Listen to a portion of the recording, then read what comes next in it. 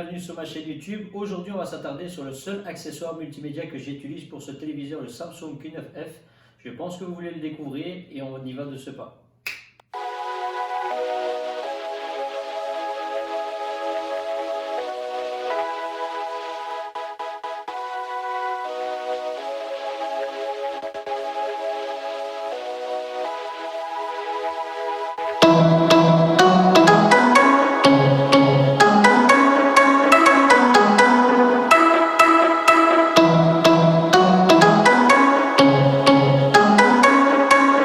Vous l'avez sûrement reconnu pour les connaisseurs, c'est bien entendu la Xbox One X qui me sert bien entendu principalement pour le jeu vidéo et également accessoirement comme étant un support multimédia car effectivement je n'utilise que ça avec le téléviseur.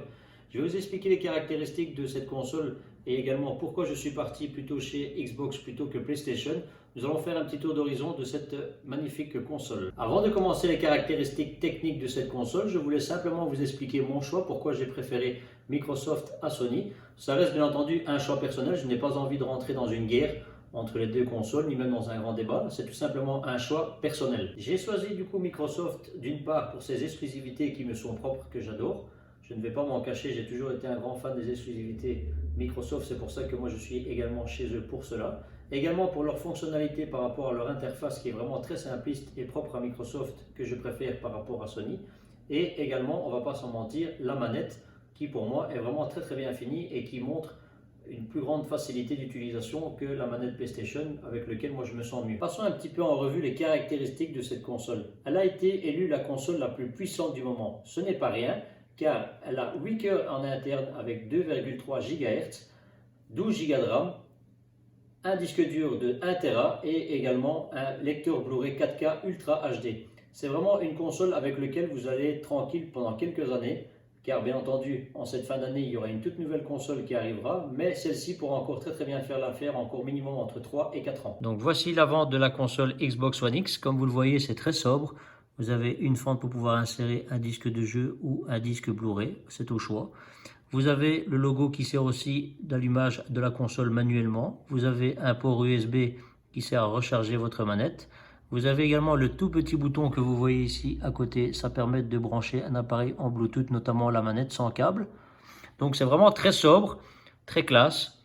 J'ai rien à dire là-dessus. Elle est très belle, très petite. Elle prend pas beaucoup de place. Franchement, chapeau pour le design. Donc passons à la connectivité à l'arrière de la console. Donc le premier port que vous voyez sur votre gauche, c'est tout simplement le port de l'alimentation. À côté, vous avez le port HDMI out qui permet de relier la console à la télévision. À côté, vous avez également le port HDMI in pour brancher une box ou tout autre périphérique dont vous souhaitez profiter du contenu à travers la Xbox One X. Vous avez à côté deux ports USB type 3, donc pour avoir une fluidité, une rapidité dans les taux de transfert. Vous avez le port IR out qui permet d'atteindre des appareils qui sont hors de portée, donc des amplis ou aux box qui sont fermés dans leur armoire par exemple. Mais le câble est malheureusement vendu séparément, donc il n'est pas fourni avec. Vous avez l'entrée optique juste à côté et pour finir, le port Ethernet qui permet donc de relier à Internet à votre box. Et elle est également Wi-Fi, il n'y a aucun problème là-dessus. Donc mon outil indispensable que j'ai vraiment oublié de vous présenter, c'est tout simplement le disque dur externe que j'utilise pour stocker tous mes jeux, car effectivement, en interne, la console propose un disque dur d'1 Tera, ce qui est vraiment très faiblard, hein, sachant que tous les jeux sont très lourds actuellement, on dépasse parfois les 100 Go pour un seul jeu. Donc avec un disque dur externe était vraiment indispensable et je suis parti sur le Porsche Design Lassi de 3 Tera, ce qui me comble parfaitement par rapport à la capacité de jeu que j'ai. Donc voilà, je voulais vous le présenter et il s'allume également et s'éteint quand la console est allumée ou elle s'éteint. Donc pour allumer justement la console avant d'en arriver à cette interface là, vous avez trois possibilités de le faire. Moi, avec le Samsung Q9, j'ai une autre possibilité que vous n'avez peut-être pas avec votre téléviseur, ou si vous avez un Samsung, tant mieux. Donc, c'est-à-dire que vous pouvez l'activer à distance simplement en cliquant sur la télévision et en cliquant sur le petit logo Xbox One. Ça va allumer la console. Donc, c'est un petit plus, c'est toujours un petit gadget en plus. Ou alors, vous savez l'allumer manuellement avec le petit bouton central que vous voyez là qui clignote. Donc là, c'est plutôt pas mal aussi. Et vous avez la manière après classique de l'allumer manuellement si vous le désirez, si vous êtes tout près du meuble. Donc après, c'est au choix de la personne. Donc l'interface est vraiment très simpliste. Ce qui est bien avec Microsoft, c'est que Microsoft est à l'écoute de sa communauté. Effectivement, dès vous avez une requête, il y a un site internet qui existe où vous pouvez faire une demande pour y ajouter une fonctionnalité par rapport à l'interface. Au plus que de gens demanderont cette fonctionnalité, au plus que Microsoft s'intéressera à votre demande et l'ajoutera également sur la console. C'est vraiment très bien car beaucoup de demandes ont été accordées grâce à ça. Et c'est vraiment un petit plus que j'apprécie vraiment chez Microsoft par rapport à ça. Un autre point positif chez Microsoft, c'est tout simplement le Xbox Game Pass. Qu'est-ce que c'est le Xbox Game Pass? C'est tout simplement un abonnement que vous payez à part de votre abonnement mensuel ou annuel. C'est également un abonnement annuel ou mensuel qui vous donne accès à une panel de jeux.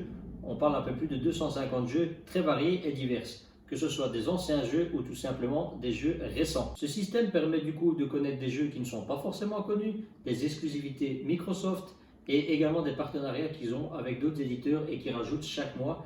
Bien entendu, Microsoft se réserve le droit d'enlever et d'ajouter des jeux que eux désirent. Donc, en général, on est quand même sur des jeux récents, ça tient quand même quelques mois. Sur d'autres jeux beaucoup plus anciens, il faudra s'en méfier, il faudra regarder constamment chaque mois pour voir quels jeux ils garderont et quels jeux ils enlèveront. Mais en général, les jeux restent assez longtemps pour pouvoir en profiter pleinement. Et un autre gros point important que je voulais souligner, c'est tout simplement la fonctionnalité, le partage de compte.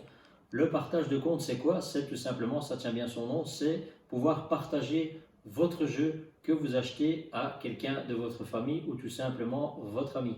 Bien entendu, comme le nom l'indique, le partage de compte, ça doit se faire entre deux personnes consentantes, donc faites très attention avec qui vous le faites, car j'ai déjà remarqué beaucoup de personnes qui se plaignent de problèmes sur internet parce que bon, il y a eu des problèmes avec des vols de données bancaires et autres.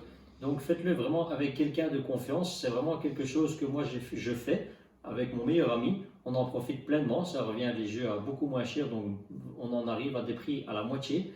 Donc faites-le vraiment avec quelqu'un de confiance. La démarche, je peux vous l'expliquer si vous le désirez, vous me la demandez, je vous l'expliquerai. Donc après, c'est vraiment pas compliqué à faire, mais vraiment, je retiens et je me répète, faites-le avec quelqu'un de confiance, car il a vraiment accès à vos jeux, à votre compte, à votre abonnement, vraiment à tout. Donc faites-le prudemment. Un petit point négatif qui touche un petit peu toutes les consoles de jeux, c'est tout simplement le poids des jeux. Effectivement, la première fois que les consoles de jeux sont sorties de nouvelle génération, on ne s'attendait pas à avoir des poids aussi élevés. Par exemple, je prends le cas de NBA 2K20, on parle d'un poids de 84 Go, ce qui est vraiment très lourd, sachant que le disque dur interne fait que 1 Go, donc on ne s'est vraiment pas installé plus de 10 jeux. Donc malheureusement, il faudra repasser à la caisse pour acheter un disque dur externe pour pouvoir en profiter pleinement et en télécharger plusieurs. Donc nous avons fait le tour des points positifs et des points négatifs. C'est pourquoi vous savez maintenant pourquoi je suis parti du côté de chez Microsoft plutôt que chez Sony, même si j'ai énormément d'admiration pour Sony qui se sont beaucoup améliorés depuis ces quelques années, notamment avec leurs exclusivités qui font toujours autant languir. On ne va pas s'en mentir, ils ont de très belles exclusivités, mais je reste quand même satisfait des exclusivités également de chez Microsoft de par leurs exclusivités, leur service live qui est vraiment très compétent, avec lequel ils sont à l'écoute, c'est vraiment plaisant de savoir ça. Leur manette qui est vraiment plus agréable pour moi, encore une fois c'est un choix personnel, leur manette, je préfère la manette Xbox que la manette PlayStation. Le plus important effectivement c'est de se sentir à l'aise avec sa console et de prendre du plaisir, ça reste du jeu vidéo, c'est vraiment quelque chose qui doit être fait avec plaisir. Donc profitez un max. Je voulais vous remercier encore à tous et à toutes de vos soutiens. Je m'excuse pour la vidéo précédente où il y a eu un son un petit peu bâclé. J'ai essayé de chipoter dans les réglages sur le programme. Je me suis un petit peu gouré. J'ai essayé de remettre la vidéo plusieurs fois sur YouTube. Malheureusement, le son n'était toujours pas arrangé. Donc je tenais quand même à m'en excuser. Donc celle-ci, je vais laisser le son tel quel. Je vous laisserai en profiter. Encore un grand merci pour tout, pour vos retours, pour vos feedbacks. J'en suis vraiment très content. Encore un grand merci pour tout. Si vous avez des questions encore sur le téléviseur, le Samsung Q9F que j'ai présenté dans la vidéo précédente, n'hésitez pas à y poser des questions. Je ferai un grand plaisir de vous y répondre. Également concernant la Xbox, je n'y manquerai pas à vous y répondre. Bien entendu, d'autres vidéos arriveront dans les prochains jours. Si vous désirez avoir une petite démonstration en mode jeu, qu'est-ce que ça donne ce téléviseur avec la console branchée, il n'y a vraiment aucun problème, vous le demandez et je réaliserai une petite vidéo pour vous. Encore un grand merci pour tout, bon visionnage et à bientôt, bye bye.